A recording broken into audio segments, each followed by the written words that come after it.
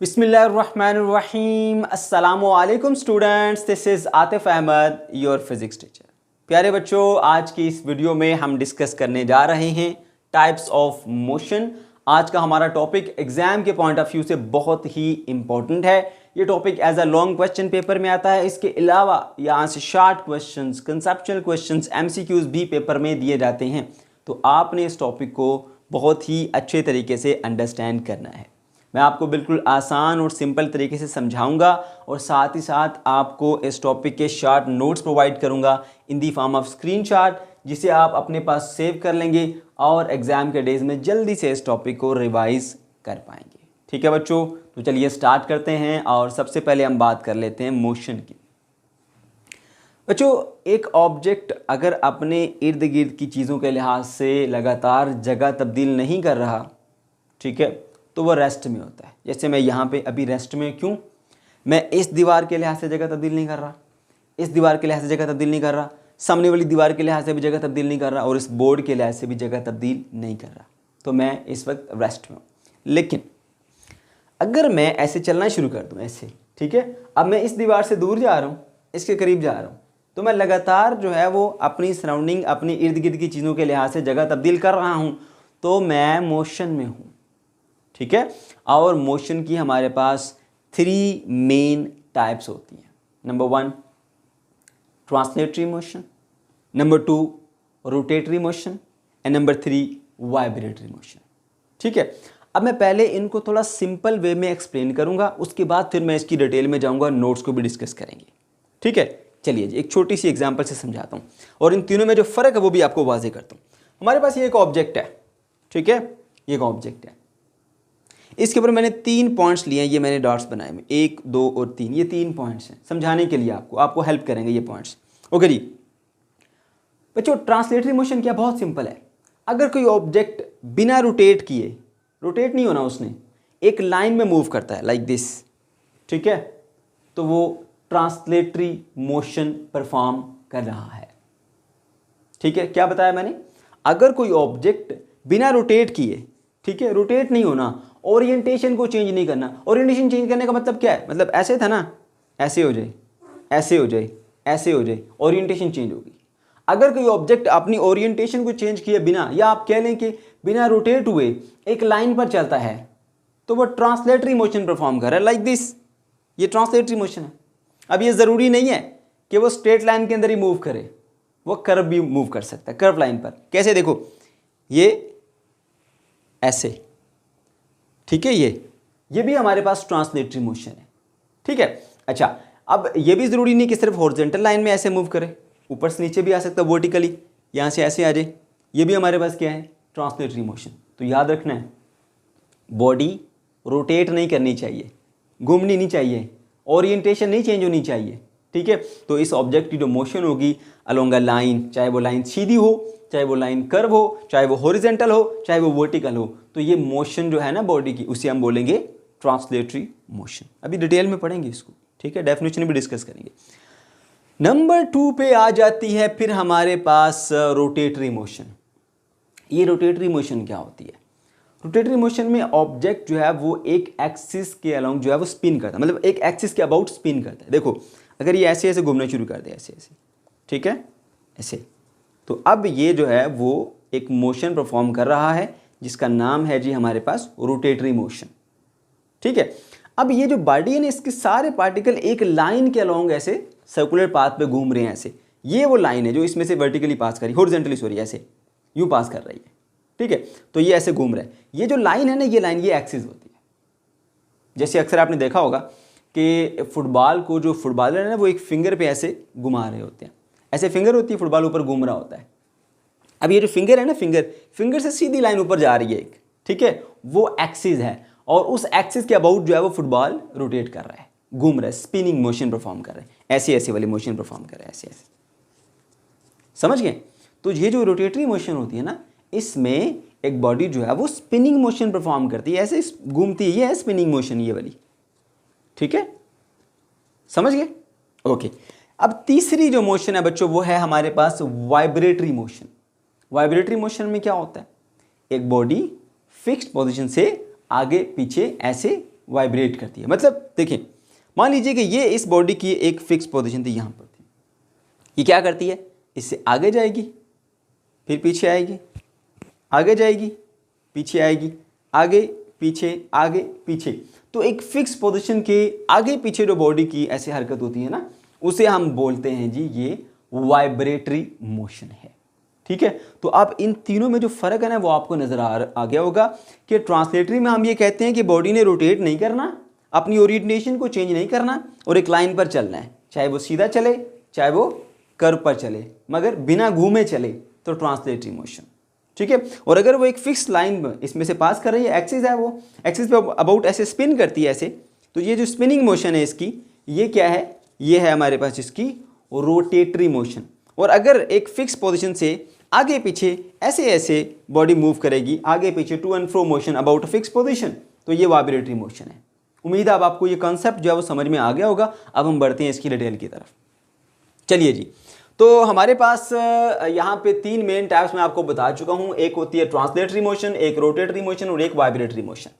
तो सबसे पहले हम डिफाइन कर लेते हैं जी ट्रांसलेटरी मोशन को। कैसे आप पेपर में लिखेंगे इसको, if all points of a moving body move uniformly in the same direction without changing orientation, the object is said to be in translatory motion।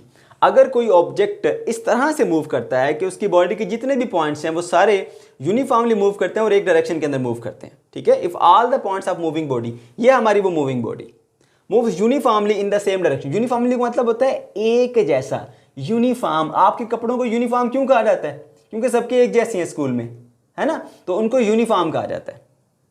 ठीक है, if all the points of moving body move uniformly in the same direction without changing orientation. Like देखें, एक point, दो point और तीन point, देखें तीनों point इस तरह से बॉडी मूव कर रही है ऐसे। तो P1, P2, P3 तीनों पॉइंट्स जो हैं वो देख सकते हैं आपके एक ही लाइन के अंदर मूव कर रहे हैं, पैरेलल मूव कर रहे हैं। ठीक है, और अपनी ओरिएंटेशन को भी चेंज नहीं कर रहे। देखो ऐसे ही है, यहाँ पर भी ऐसे ही, यहाँ पर भी ऐसे। ऐसा नहीं हुआ कि पहले यूं था फिर यूं हो गया फिर यूं हो गया, इस तरह से ओरिएंटेशन चेंज होगी, ओरिएंटेशन चेंज नहीं होनी चाहिए।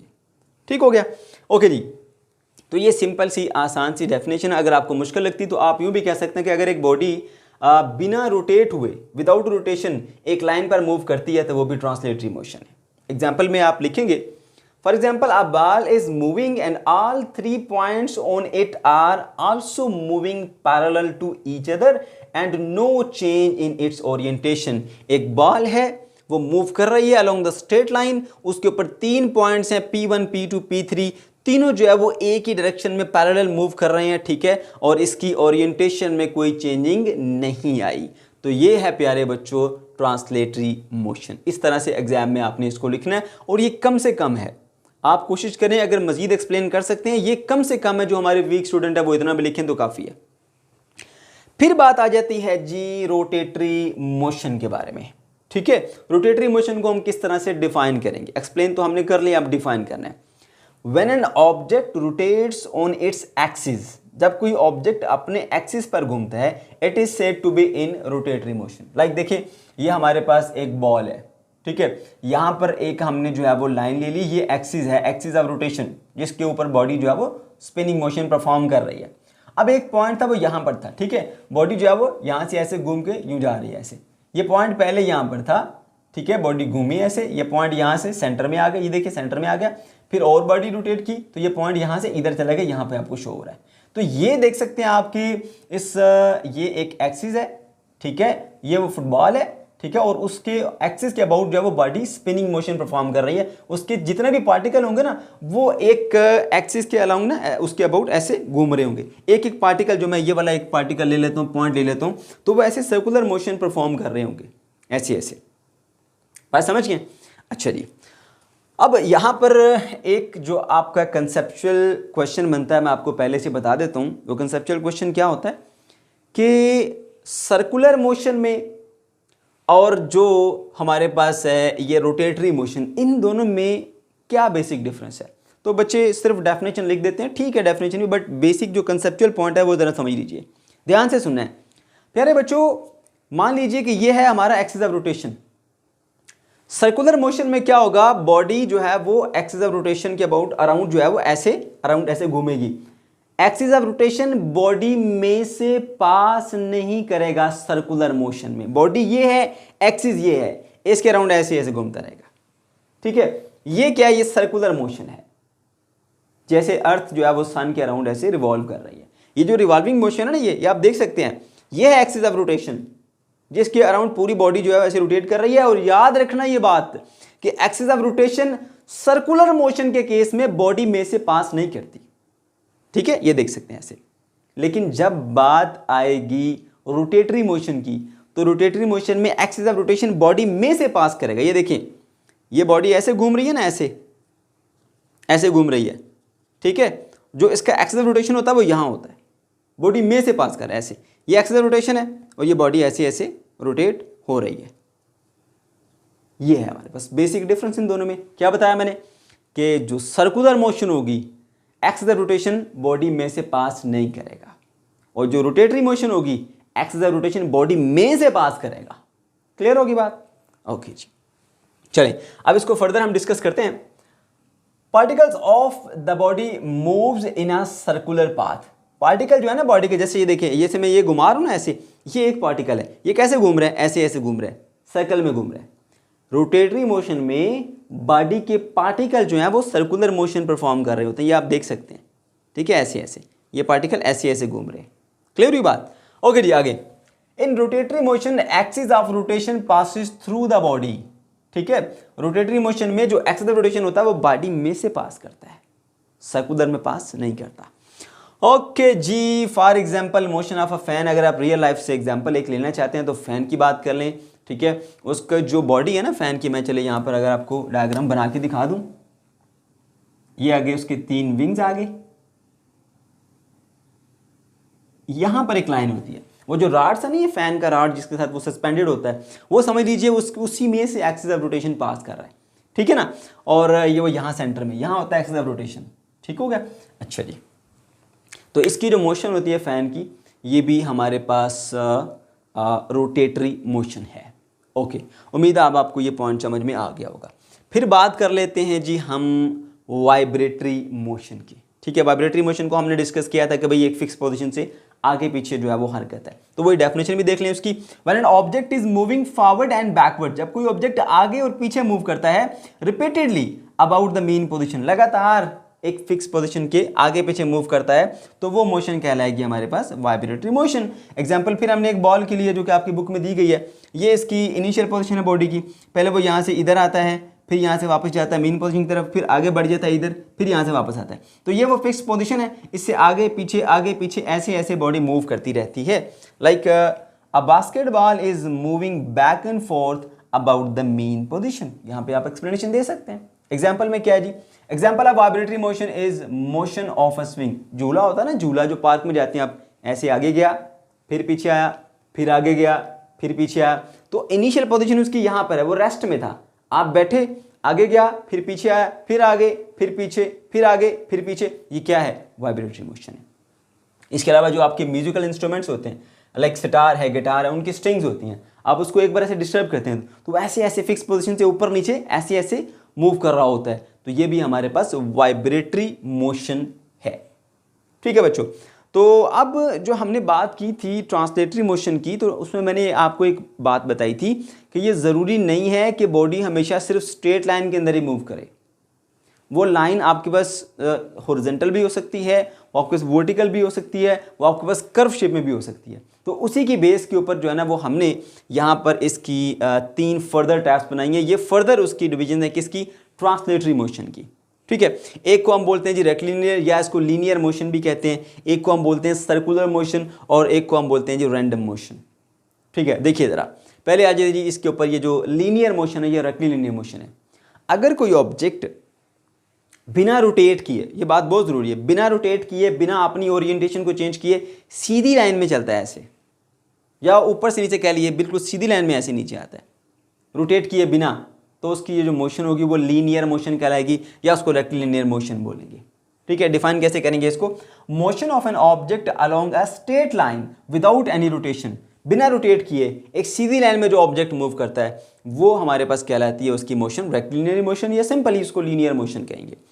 उसके बाद इसकी एक एग्जांपल को डिस्कस कर लेते हैं। भाई यही एक बास्केटबॉल ले लीजिए, यहाँ पकड़िए, उस छोड़ दीजिए, बास्केटबॉल सीधा नीचे जाएगी, ऐसे स्ट्रेट लाइन मोशन परफॉर्म करेगी।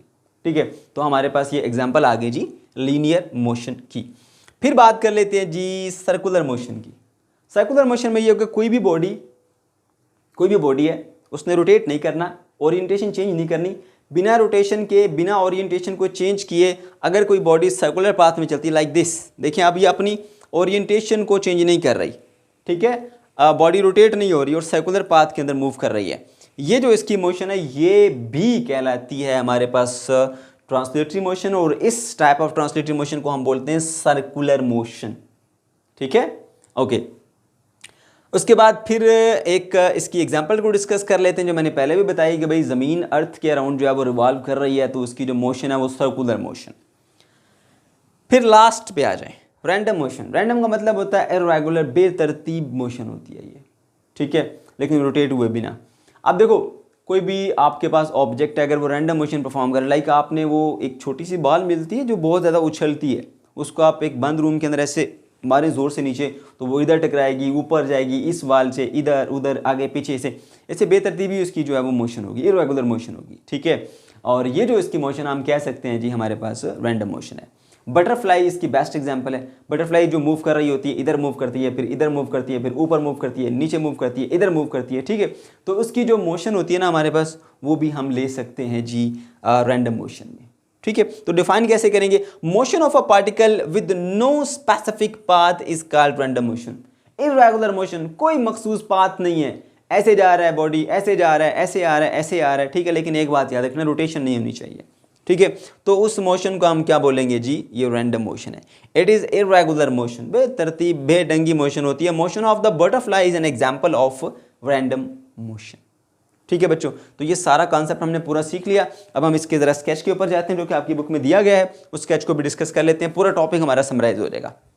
देखिए जरा, ये आगे हमारे पास types of motion, 3 types of motion है, वाइब्रेटरी मोशन है, रोटेटरी मोशन है एंड ट्रांसलेटरी मोशन है। ट्रांसलेटरी मोशन में क्या होता है? बॉडी जो है वो रोटेट नहीं होती, रोटेट हुए बिना एक लाइन पे मूव करती है, लाइन चाहे सीधी हो, चाहे वो कर्व हो, ठीक है, चाहे वो ऐसे बेढंगी सी हो। ठीक है, तो ये ट्रांसलेटरी मोशन आ जाएगी। ट्रांसलेटरी मोशन में बस इस बात का ख्याल रखना है कि बॉडी को रोटेट नहीं होना चाहिए, अपनी जो ओरिएंटेशन है वो चेंज नहीं करनी चाहिए। ओके, इसकी फर्दर मैंने बोला 3 टाइप्स होती हैं, क्योंकि मैंने ये आपको कहा कि जो इसमें बॉडी मूव करेगी वो स्ट्रेट लाइन के ऊपर भी मूव कर सकती है, वो कर्व पाथ के ऊपर भी मूव कर सकती है। ठीक है, इसके अलावा उसकी मोशन जो है वो ऐसे बेतरतीब भी हो सकती है, ऐसे। ठीक है, तो अगर जो है वो बॉडी एक स्ट्रेट लाइन के अंदर मूव करे तो उस मोशन को हम रेक्टिलिनियर मोशन कहते हैं, motion along a straight line without rotation. ठीक है, सर्कुलर मोशन में क्या होगा, या कर्व मोशन भी कह सकते हैं उसको। सर्कुलर मोशन बेसिकली कर्व जो है वो पार्ट ऑफ सर्कल ही होता है, ऐसे सर्कुलर मोशन परफॉर्म कर रही है बिना रोटेट किए, तो वो कहलाएगी सर्कुलर मोशन। ठीक है, और रैंडम मोशन में क्या होता है, पार्टिकल जो है वो उसकी कोई स्पेसिफिक पाथ, कोई उसकी तरतीब नहीं होती, जैसे यहाँ पर मैंने बताया ये रैंडम मोशन है। ये इसकी 3 टाइप्स आ गई। फिर रोटेटरी मोशन की बात करेंगे। रोटेटरी मोशन में क्या होता है, बॉडी जो है वो स्पिन करती है, स्पिनिंग मोशन परफॉर्म करती है अबाउट अ फिक्स्ड पोजीशन। ठीक है, और उसके बाद फिर वाइब्रेटरी मोशन की बात करेंगे, उसमें body back and fourth motion perform कर रही होती है, एक फिक्स पोजीशन से आगे पीछे हरकत कर रही होती है। तो प्यारे बच्चों, ये था हमारा आज का टॉपिक। अगर आपको कोई कंफ्यूजन है, ये किसी किस्म का कोई प्रॉब्लम है, तो कमेंट सेक्शन के अंदर आप जरूर पूछ सकते हैं। वीडियो अच्छी लगी तो इसको लाजमी से लाइक कीजिएगा, और अगर अभी तक आपने हमारे चैनल को सब्सक्राइब नहीं किया तो भाई जल्दी से सब्सक्राइब कर लो। अल्लाह हाफिज़।